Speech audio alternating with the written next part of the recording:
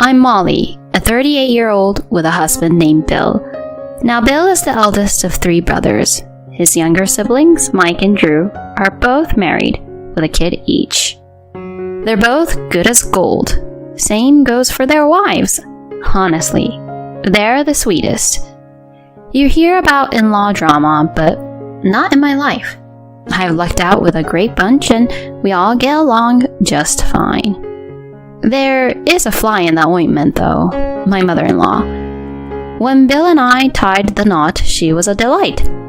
Julia, she's called, always with a friendly smile. I thought I hit the jackpot with her as a mother-in-law. My father-in-law, who's since passed away, was also around when Bill and I got hitched. He was a real gem too. I remember thinking just how lucky I was to marry into such a great family.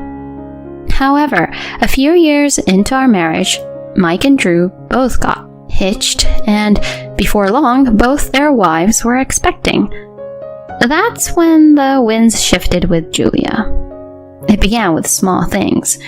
Bill and I were living in an apartment just a hop, skip, and a jump away from his parents, and we'd pop by regularly. One day, out of the blue, the coffee they used to serve me just stopped. I thought maybe Julia had simply forgotten, so I asked her, "Could you pour me a cup of coffee?" Her response was a harsh, "Don't ask every time. Think for yourself. You're so intrusive." I never heard such words from her before. It knocked me for 6, and all I could muster was an apology.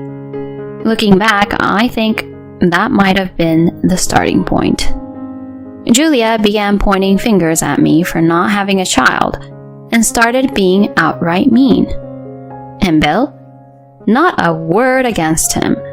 She seemed to coddle him even more. Maybe he liked being the apple of his mother's eye, but he turned a blind eye to the way I was being treated. Whenever I sought help, he'd act as if nothing was amiss. This ordeal went on for years. Then one day, we were celebrating Lena's 4th birthday, Mike's little girl. We were all getting together at my in-laws for a birthday bash.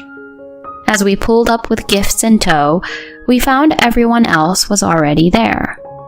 In a tone feigning concern, Julia asked Bill, "You're late.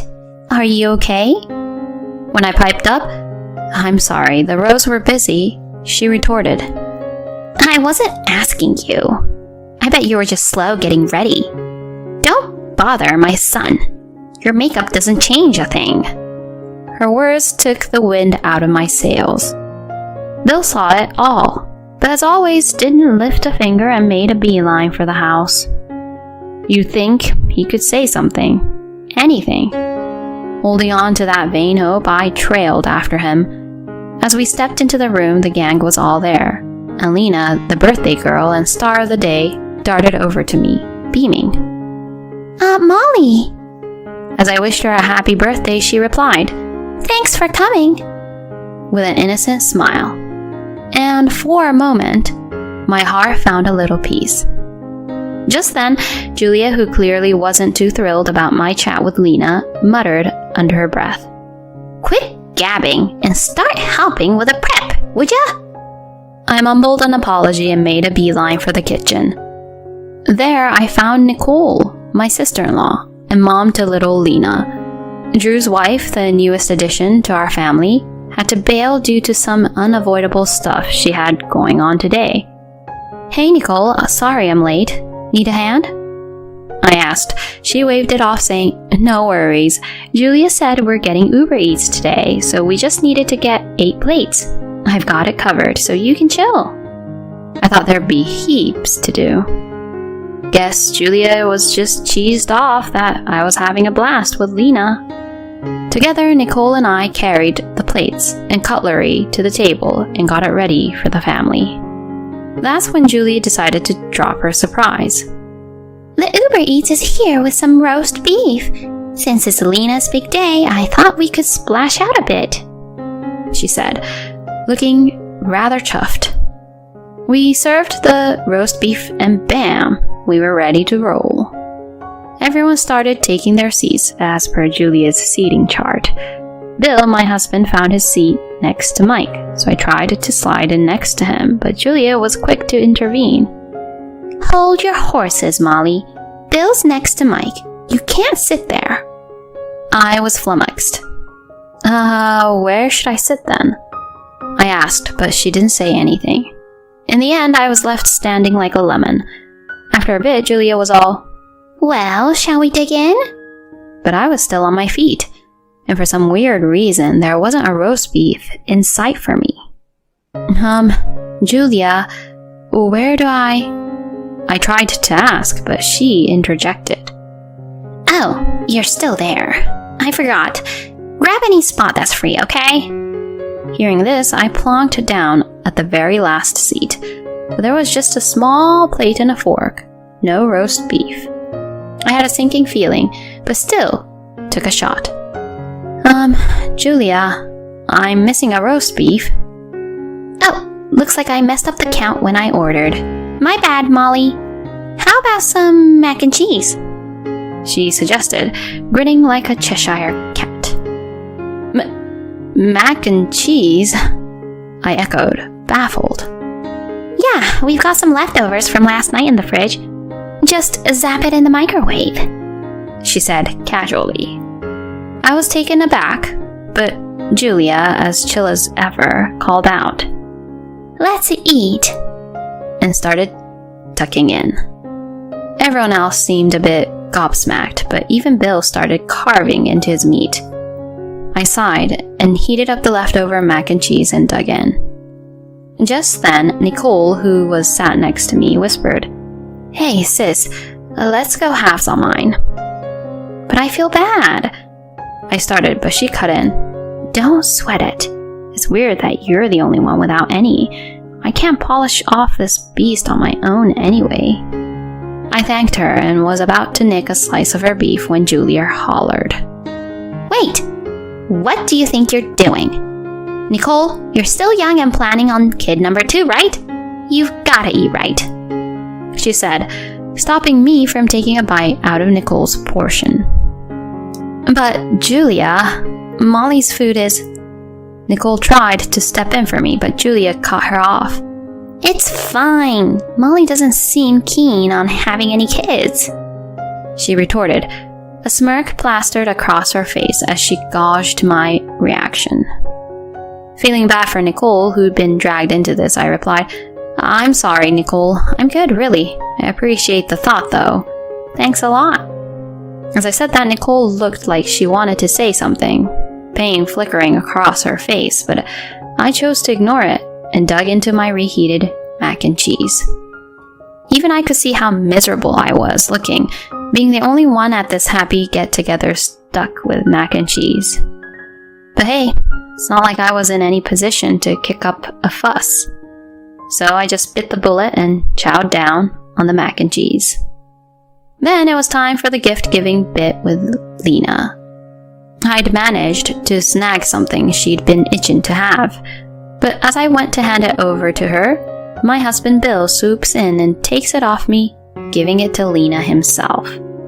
And to make things worse, my mother-in-law was smirking at the whole scene. And here I was, the one who'd trekked to the store and put down the cash for the gift.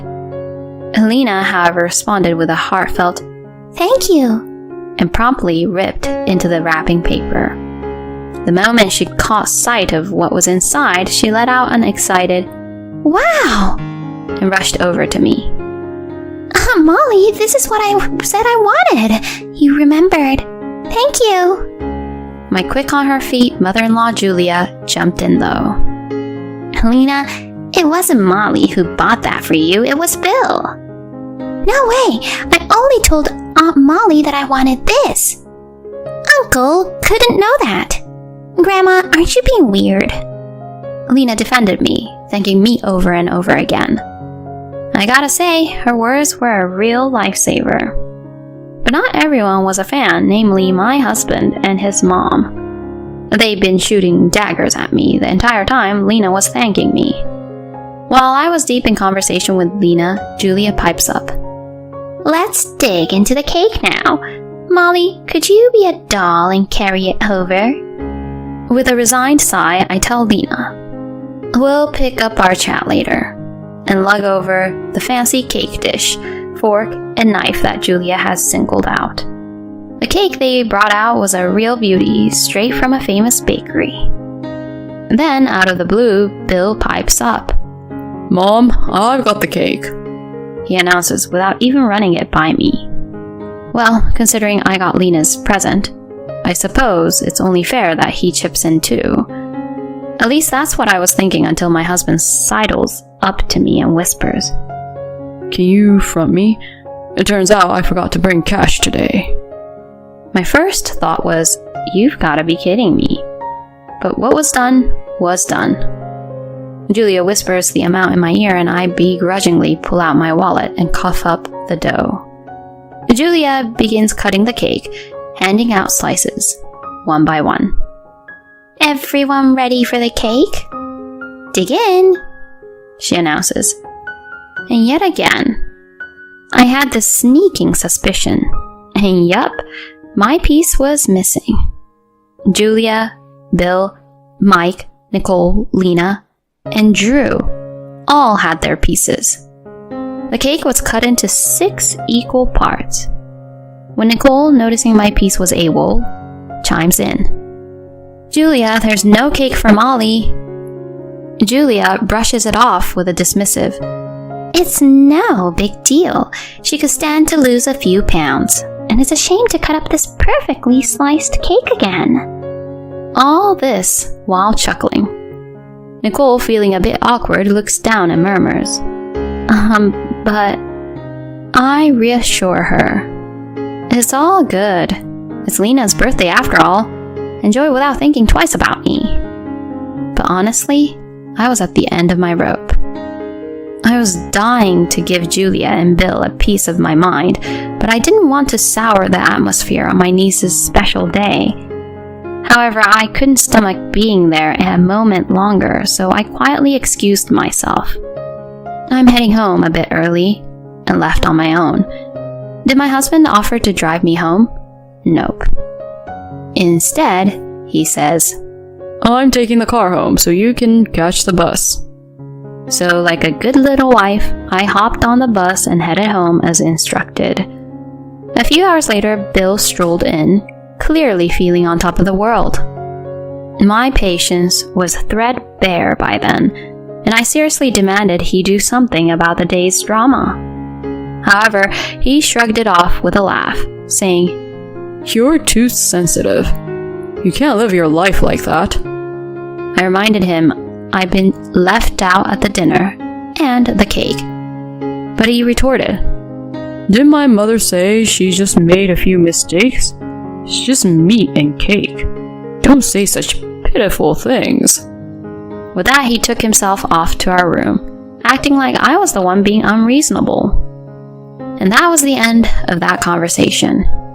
My patience had always been my strong suit, but I was teetering on the edge. For the first time, I seriously contemplated divorce. I was starting to see our marriage was hanging by a thread. Fast forward a week later, I got an invite to a nearby fireworks festival. The invitees included my husband, Julia, Mike, Nicole, and Lena.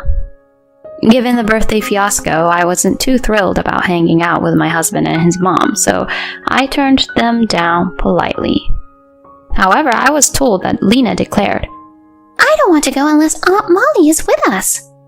So, I grudgingly agreed to go. We planned to meet up a bit early before the fireworks kicked off to indulge in the food stalls. I wasn't really feeling hungry and was just surveying the place when Lena spotted a food stall and burst out, I want to eat chicken! So we trotted over to get her some.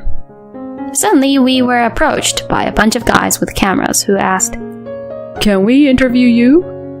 They were live streaming the fireworks festival on a well-known news program that I was familiar with. They wanted to showcase our seemingly harmonious family.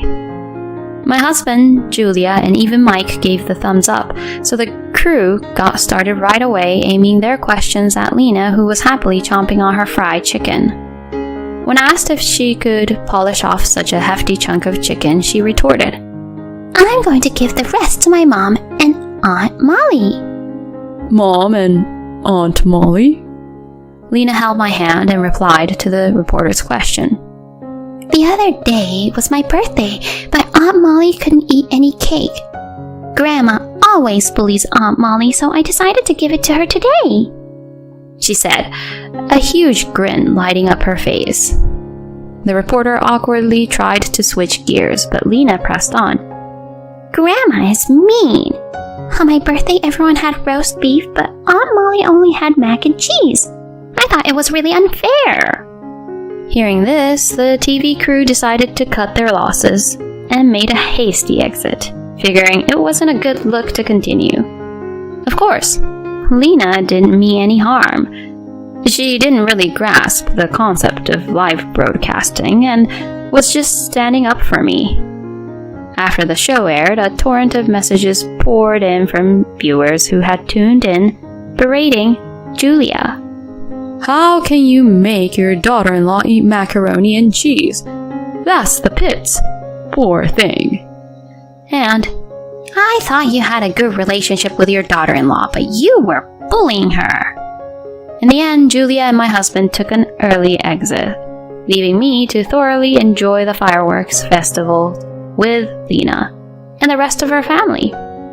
A couple days later, I sat down for a chat with my husband and my mother-in-law. I voiced my intention to file for divorce. My husband pleaded with me to rethink, while Julia bellowed, "I will never allow a divorce." But Nicole and others were ready to testify, providing evidence of my mother-in-law's bullying and my husband's failure to step in. Upon hearing this, both of them blanched and hung their heads. "Bill, you live with her," I quipped, sporting a smile. "With your mother, who you love more than me. You are a mommy's boy after all." And with that, I bid adieu to my in-laws' house. Realizing that divorce was inevitable, my husband quickly conceded. The divorce process was surprisingly smooth, and I was soon officially free. Nowadays, I've got my own little spot in an apartment right near my office. It's a cozy place my brother used to call home. After the divorce, my ex found himself a bit strapped for cash, since I was the one footing 80% of the rent, and he wound up moving back in with his mom. Since all this went down, Lena's made it clear she doesn't want anything to do with Julia, and hasn't set foot in her grandparents' house. But hey, silver lining, I've kept up a pretty steady rapport with Lena's family, meeting up with them on the regular. "Let's celebrate my next birthday together too, Aunt Molly," Lena told me. Honestly, I'm already counting down the days to her next birthday.